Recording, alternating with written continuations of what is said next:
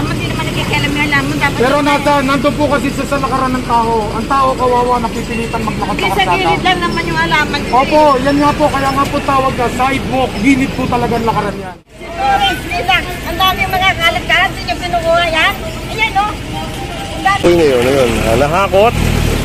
At napansin din ni Sir yung mga construction material niya doon na nakatambak.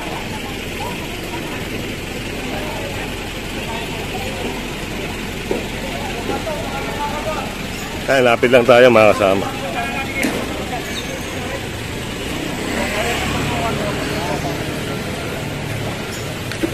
Ano ate, ayaw niyong gumalaw? Malinis na oh, kayo na lang oh, tingnan nyo. Eh, Nay, oh, kawawa naman yung unfair naman ako, Nay, nilinis ko sila, kayo hindi. Ay, hindi oh, tinatanim ko yan sa tamang taniman. Hindi ko sa bangketa tinatanim yan. Sa lupa ko nga po tinatanim pa yan sa EDSA. Ay, wala naman yan. Oh, ha? Paano yan sila? Pag wala na kayo paglalagyan sa loob, ikakarga ko na sa sakyan.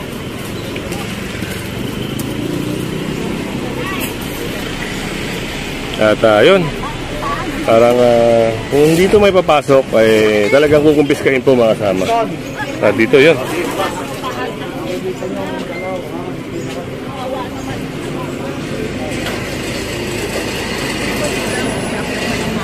Sige, pasok, ate.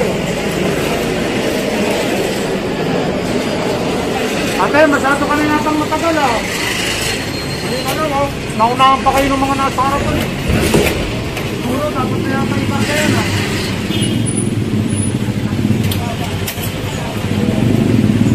Hindi naman o, tatanim din naman ulan.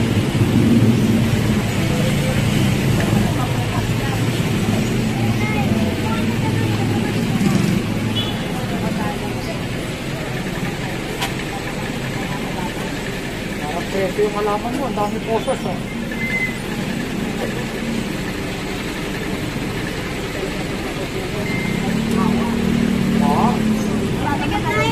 Ay, di po! Nanay, kawawa naman kasi naglalakad sa bakit. Nagkakartata hindi naglalakad. Huwag nyo nakakita, hawa nga kami sa mga tao sa karsada naglalakad eh.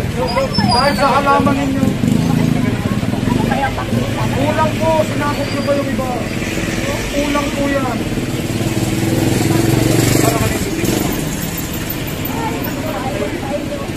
Sinay, pasok na kayo doon. Patutulungan ko na kayo. Tulungan nyo na si nanay, ha? Para si nanay hindi napapagod. Tulungan nyo na doon. Ipasok ko sa doon. Okay. Patay, pairan mo na yung gunting mo. Tapos sila na. Tutulungan ka na nila. Ito. Ito. Oo, relax. Tutulungan na kayo. Nay, pasok kayo sa loob. Dito ka na lang ate. Nanay, pasok ka muna sa loob, Nay. Sige na, patutulungan ko na kayo, Nay. Ay, diyan ka na. Tulungan ka na. Nay, tama kayo, Nay. Baka mga tumakay. Ate, o. Ano ba na dumiskarte? Ay, ito ba yun? Pasok na ate, sa loob.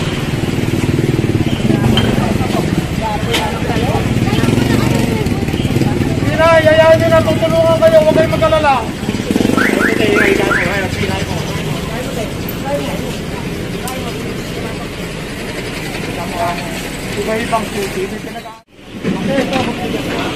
Ito, medyo may papasok na lahat, no?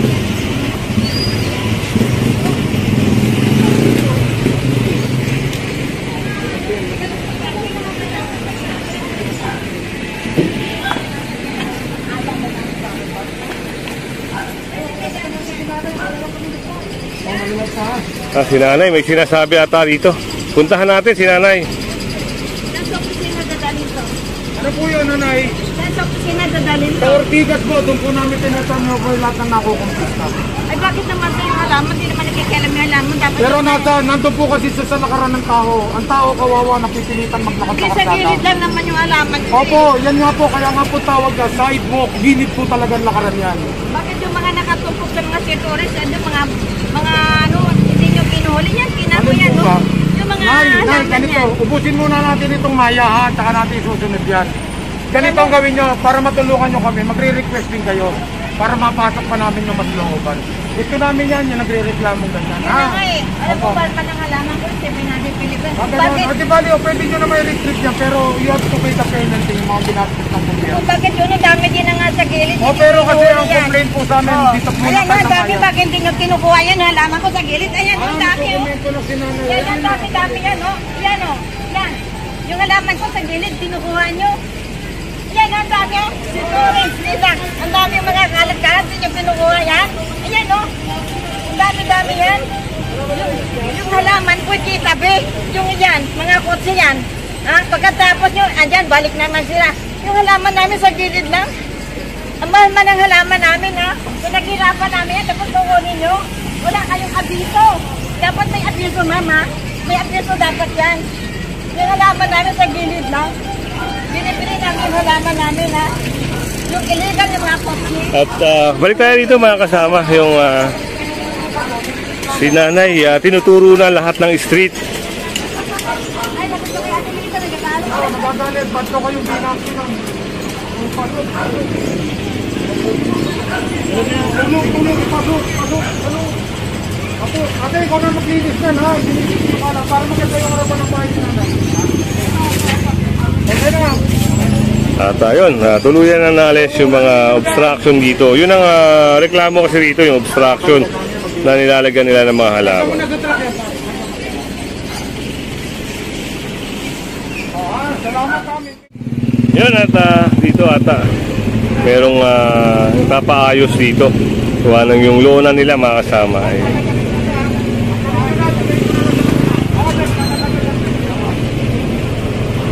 Parang may tatanggalin dito. So, tingnan natin mga kasama, no? Tunghayan natin kung ano yung babaklasin.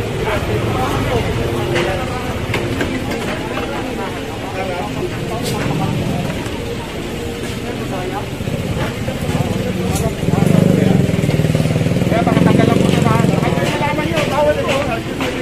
Oo, sinabihan ko na kayo.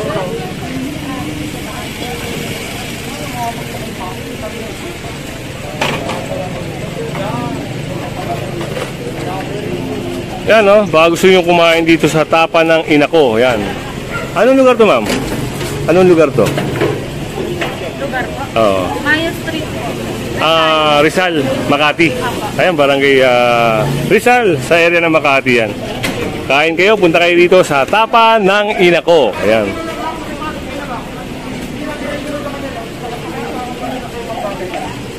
At ayun, pinapasok na lang yung trapal mga kasama. Kaya nyo po tanggalin? Ate yan, alam naman namin yan. Alam naman namin yan. Dito ko dyan. Huwag na ibabalik. Ay, ang kabila Yun, meron pala doon na naka-extend. Kahit yung mga folding na gano'n, na lamesa, pero naka-extend, papatanggal po yan. So, tayo dito kay sir. Yun, may natikita, no? Natikita ng no crack helmet violation.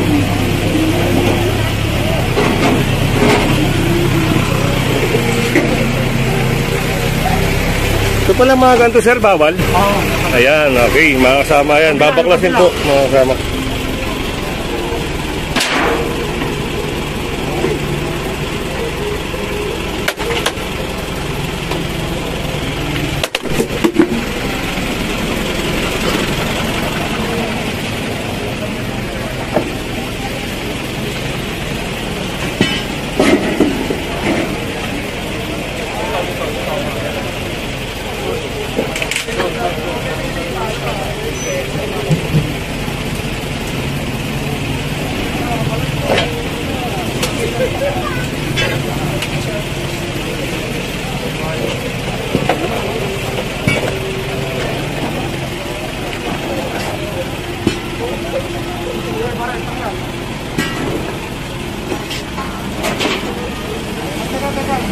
Uuwi ko po. Kalimutan ko. Sino may-ari? Sino may-ari? Sino may-ari? Ate, sino may-ari? Parinig ka natin. Halika, itatama natin yung lugar mo. Buo yan eh. Tingnan mo, buo, di ba? Kaya ganito yan natin. Patatanggal ko yan, ipababalik ko sa'yo.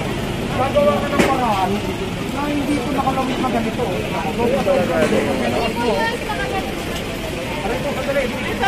Sige, itaas natin. Pagbibigyan kita, ha? Oo. Sabihin mo sa akin, lumagpas sa karsada, hindi. Tignan mo, lumagpas sa karsada, hindi. Lagpas, o, tanggalin. Oo, nakita nyo. Hindi ako tinatanggal, itatama natin. Gumawa ka ng paraan, kung paano ka dyan, 3 meters ang height. Ha? 3 metro ang taas. Hindi pwede bababa sa tabi. Baklasin nyo na lang niya, ibigay nyo na lang kay ate.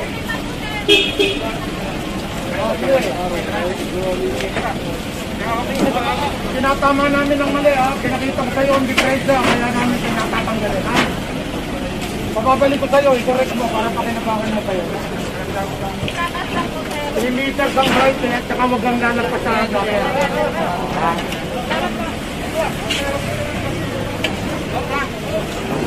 Yun si ate.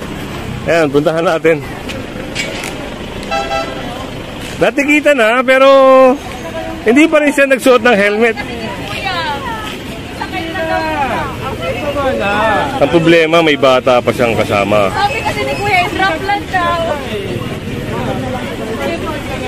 Ayun, pinaglakad na lang ni Hepe yung nahuli na ito.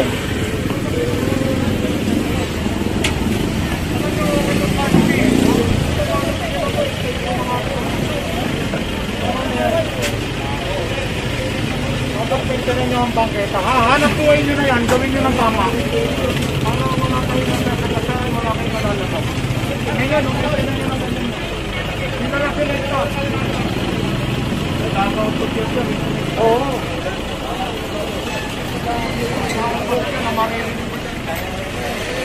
Ayun, binaklas na yung isang signage ng kilalang ice. Ito, mga kasama yung era na ito.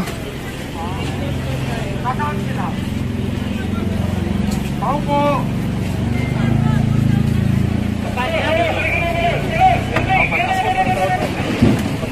Ate, sa inyo to? Ito, sa inyo to. Ang galing nyo nga po, mababaw, makakapukat sa naglalakad. Oo, pero sigurado naman kami, tatanggalin nyo rin ito sa tama tayo. Ate, sabihin nyo ito, kailangan lang i-atras. Opo, tingnan nyo. Ayun, very good. Very ba ito? Nakigawa ng paraan.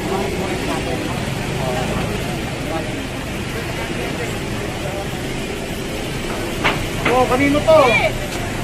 Ano ba to? Libre ba to? Kanino po ito? At ito, Paano na po ito? yung lamesa na to na Pasok na po, kung ayaw nyo kukunin tungan. na ito. Sige, tama na yan, hindi na kailangan. May puro pa lang namin yan. Dapat din na lang sa loob. Dapat hindi na iiwan dito. Dapat sa'yo ba yan, boss? Hindi naman daw kanya eh. Dapat ba yan? O pasok pa. Dapat pinapasok nyo kung iniiwan nyo. Hindi pa balik, pare ha?